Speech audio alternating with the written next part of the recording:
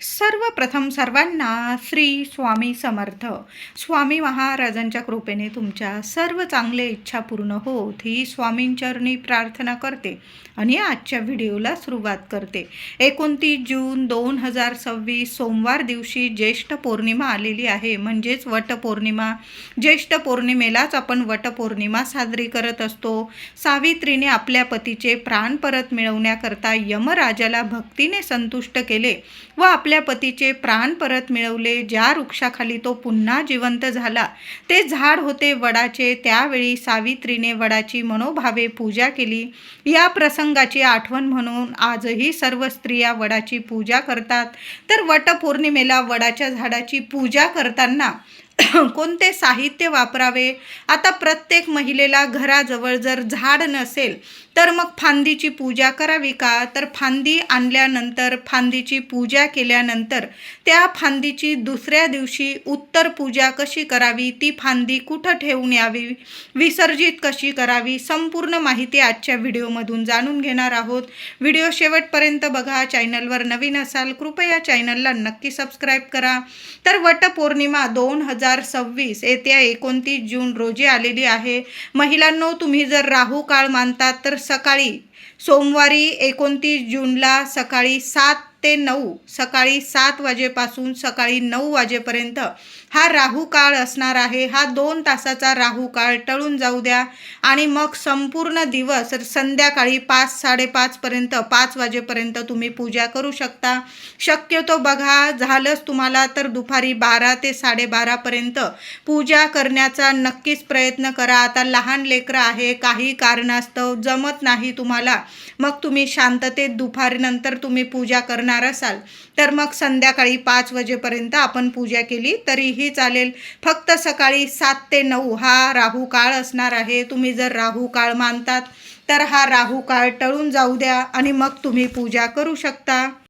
वडाच्या झाडाखाली जाताना किंवा तुम्ही घरी फांदी विकत आणलेली असेल वडाची, तर पूजा करताना साहित्य काय घ्यावं? तर छान ताट तयार करून घ्यायचं आहे. घरी पूजा करा किंवा बाहेर जाऊन छान आधी ताट तयार करून घ्या, म्हणजे आपल्याला शांततेत पूजा करता येते. महिलांनो, प्रथम ताटात तुम्हाला बांगड्या घ्यायच्या आहे हिरव्या, शेंदूर घ्या, हळदी कुंकू, एक गळसरी, अत्तर, कापूर, पंचामृत, पूजेचे वस्त्र, विड्याची पानं, सुपारी, पैसे, गूळ खोबऱ्याचा नैवेद्य, आंबे. तुम्हाला सावित्री मातेची ओटी भरायची आहे. तिथं वडाची पूजा करून जेवढ्या सवाष्ण स्त्रिया भेटतील त्यांची ओटी, जेवढ्या ओट्या भरायच्या तेवढे आंबे घ्या. 5 घ्या, 7 घ्या, 11 घ्या. दुर्वा, गणपती बाप्पाला लाल फुलं, आपल्याला वडाची पूजा करताना फुलं, काही हार लागणार आहे, जेवढी फुलं हार पाहिजे तुम्हाला, दूध, पाणी, या सर्व वस्तू, थोडेसे गहू, ओटी भरण्यासाठी गहू, या सर्व साहित्य एका ताटात नीट काढून घ्यायचं आहे. त्याचबरोबर बऱ्याचशा महिला वडाच्या झाडाखाली गेल्यानंतर गहू आणि आंब्याने सावित्री मातेची ओटी भरतात. काही महिला एक ब्लाऊज पीस घेता, त्यावर नारळ ठेवता, एक आंबा ठेवता, 7 शृंगाराचं साहित्य ठेवतात, वेणी, फणी, सर्व वस्तू ठेवून सावित्री मातेची ओटी भरली जाते. तुमची जशी परंपरा आहे तशा पद्धतीने तुम्ही ताटात सर्व साहित्य घेऊन घ्यायचं आहे. महिलांनो, घरी पूजा करा किंवा वडाच्या झाडाखाली जाऊन पूजा करा. प्रथम सुपारी मांडून विड्याची पानांवर एक सुपारी मांडा. गणपती बाप्पांची प्रथम स्थापना करून पूजा करा. हळदी कुंकू, फुलं, अक्षता, दुर्वा, एक लाल जास्वंद किंवा लाल रंगाची फुलं वाहून गणपती बाप्पाला गूळ खोबऱ्याचा नैवेद्य दाखवा आणि पंचोपचार गणपतीची पूजा करा. आणि मग आपल्याला वडाच्या झाडाखाली दूध पाणी अर्पण करून हळदी कुंकू, फुलं, अक्षता वाहून वडाच्या झाडाखाली पूजा करायची आहे. गहू आंब्याने सावित्री मातेची ओटी भरा. नाहीतर तुम्ही खण, नारळ, आंबा, गहू, 7 शृंगाराचं साहित्य छान असं ब्लाऊज पीसवर ठेवा आणि दोन्ही हाताने वडाच्या झाडाखाली ती ओटी सावित्री मातेला अर्पण करा. हळदी कुंकू, फुलं, अक्षता वाहून पुन्हा पूजा करा आणि 7 प्रदक्षिणा घालून, प्रदक्षिणा घालताना सुताची गुंडी आधी बांधून घ्या झाडाला आणि मग 7 वेळा तो धागा आपल्याला झाडाला बांधायचा आहे. आणि 7 प्रदक्षिणा घातल्यानंतर ती सुताची गुंडी उरलेली असेल तर तो तिथंच खोचून द्यायचा आहे. तोडायची चूक करू नका. अशाच पद्धतीने आपल्याला घरीसुद्धा सेवा पूजा करायची आहे वडाची. तुम्ही फांदी आणलेली असेल, छानशी अशी कुंडी असेल तुमच्याकडं मातीची, त्या कुंडीत ती फांदी लावून द्यायची आहे आणि प्रथम गणपती बाप्पांची स्थापना करून मग आपण वडाची फांदीची जशी झाडाची पूजा करतो अगदी तशाच पद्धतीने तुम्ही फांदीची पूजा करायची आहे. दूध पाणी अर्पण करा, सावित्री मातेची ओटी भरा, हळदी कुंकू फुलं अक्षता वाहून वडाच्या फांदीची पूजा करायची आहे. 7 वेळा प्रदक्षिणा घालायच्या आहे आणि 7 वेळा सूत गुंडाळायचा आहे फांदीला सुद्धा. जसं झाडाची पूजा करतो अगदी तशाच पद्धतीने फांदीची पूजा करायची आहे. वडाच्या झाडाची किंवा फांदीची पंचोपचार विधी व शांतपणे पूजा केल्यानंतर गणपती बाप्पांची वटसावित्रीची आरती करून घ्यायची आहे. धूप दीप दाखवून आरती करून घ्यायची आहे. तिथं सुवासीन महिला असतील त्यांची तुम्ही 1 महिलेची 5 महिलांची किंवा जास्तीत जास्त महिलांची सवाष्णींची ओटी भरू शकता. ओटीमध्ये तुम्हाला ज्या वस्तू द्यायच्या असतील साज शृंगाराच्या तुम्ही देऊ शकता, पण त्यात आंबा आणि गहू याची ओटी जास्त महत्त्वाची आहे वटपौर्णिमेला. म्हणून तुम्ही गहू आणि आंब्याने हळदी कुंकू लावून घ्या सुवासीन महिलांना आणि अशा पद्धतीने तुम्हाला गहू आंब्याने ओटी भरायची आहे.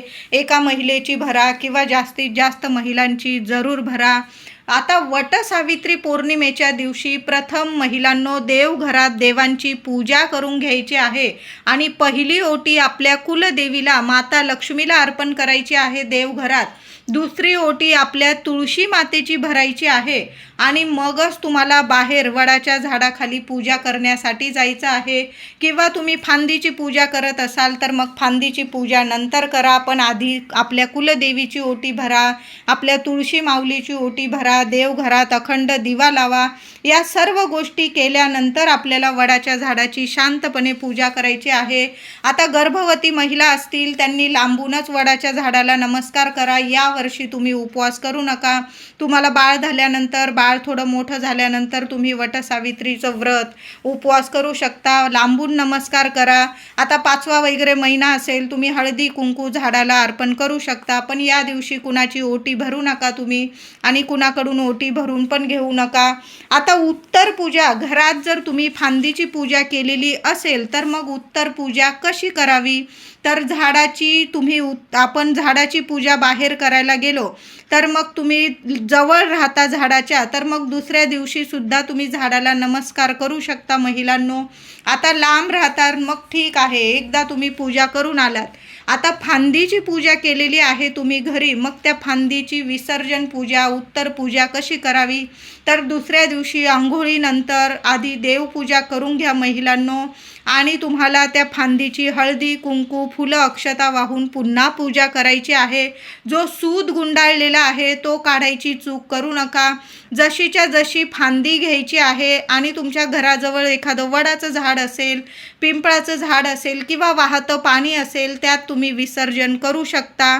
बाकी ते ओटीचं साहित्य असेल, जिथं आपण ओटी भरलेली आहे वडाच्या फांदीजवळ, ती ओटी गहू तुम्ही खाऊ शकता, म्हणजे प्रसाद स्वरूप तो आंबा गहू तुम्ही वापरू शकता. जे साज शृंगाराचं साहित्य असेल तुम्ही ते निर्माल्यात टाकू शकता. अशा पद्धतीने तुम्हाला उत्तर पूजा करायची आहे. व्हिडिओ आवडला असेल लाईक